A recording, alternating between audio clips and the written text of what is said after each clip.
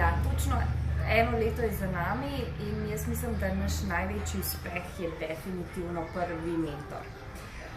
Pokazalo se je, da je pač potreba po tem, da mentoriramo mlade, zelo velika in da naredimo nekaj, kar mogoče mi nismo bili, in to je, da postavimo jim vzornike, da jim pokažemo, kaj to pomeni pač delati danes in v bistvu kaj jih še čaka. Jaz mislim, da smo se vsi, ki smo tudi v tem programu mentorjev, ogromno naučili in da smo zelo navdušeni nad tem, kakšne generacije še prihajajo in da nam ni treba nič skrbeti.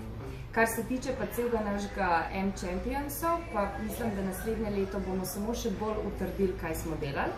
Utrdili to, da smo klub in da nismo program in poskušali čim bolj zopet vplesti neko povezavo med nami z dogodki mreženi, da se družimo, da se ponovno vse generacije zopet malo povežejo in spoznajo.